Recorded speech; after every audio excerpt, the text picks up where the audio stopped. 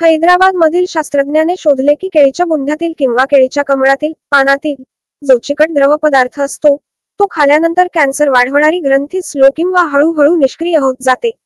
त्यामुळे जुनी लोक केळीच्या पानावर जेवण घ्यायचे कारण गरम भात किंवा इतर पदार्थ त्यावर टाकले की तो चिकट द्रव त्या अन्नातून पोटात जायचा। पण आज उलट झाले, प्लास्टिक व थर्मोकोलमुळे महाभयानक परिस्थिती ओढवत आहे। नाल्या जॅम होऊन पूर येत आहे। शहरी भागात खेडोपाडी लग्नात प्लास्टिक कोटिंग पत्रावळी द्रोण मग त्यात गरम पदार्थ टाकल्याने ते पोटात अन्नाद्वारे जाऊन कॅन्सर वाढवत आहेत।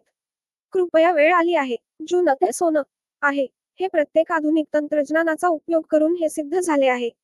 केळीच्या पानांवर गरम जेवण वाढल्याने त्या पानांमध्ये असलेले पोषक तत्व अन्नात मिसळतात, जे शरीरासाठी चांगले असतात। केळीच्या पानांवर जेवण केल्यास डाग, खाज, पुरळ, फोड अशा समस्या दूर होतात। केळीच्या पानामध्ये अधिक प्रमाणात एपिगॅलोकेटचिन गलेट आणि ईजीसीजी सारखे पॉलिफिनोल्स घटक आढळतात। केळीच्या पानावर जेवण केल्यास हे घटक आपल्या शरीराला मिळतात। हे घटक त्वचेला दीर्घ काळापर्यंत तरुण ठेवण्यास मदत करतात। त्वचेवर पुरळ, डाग, मुरूम असतील तर केळीच्या पानावर खोबरेल तेल टाकून हे पान त्वचेवर गुंडाळल्यास त्वचेचे आजार लवकर ठीक होतात। भारतीय परंपरांमागे असलेला निसर्गाचा आणि मानवी आरोग्याचा सूक्ष्म विचार पाहून शास्त्रज्ञही वेगळ्या दृष्टिकोनातून त्यांकडे पाहू लागले आहेत। भारतीय संस्कृती ही मुळातच निसर्गपूजक आहे। निसर्गपूजेतून निसर्गरक्षणाचा विचार त्यामागे आहे। आपल्या संस्कृतीत सूर्य, वारा, पाऊस अशा निसर्गातील शक्तींनाच देव मानून त्यांची पूजा केली जाते।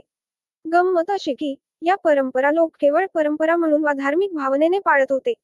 त्यामागचं शास्त्र उमगलेलं नव्हतं। आज आधुनिक विज्ञानाच्या प्रगतीमुळे शास्त्रीय कसोट्यांवर या परंपरांची उपयुक्तता पडताळून पाहणं आणि आधुनिक विज्ञानाच्या परिभाषेत त्यांचं महत्त्व पटवून देणं शक्य झालं आहे। शिवाय उपयुक्त परंपरा आणि निरुपयोगी परंपरा कोणत्या ते ओळखणंही शक्य झालं आहे। केवळ परंपरा म्हणून नव्हे तर अमुक एक गोष्ट